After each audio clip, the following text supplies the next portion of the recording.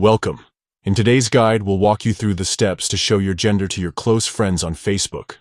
This updated process is simple and ensures that your privacy settings are tailored to your preferences.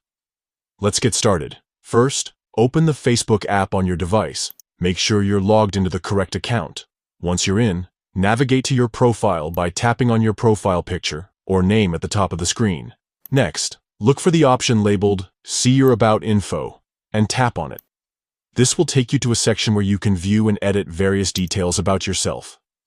Scroll down until you reach the Basic Info section.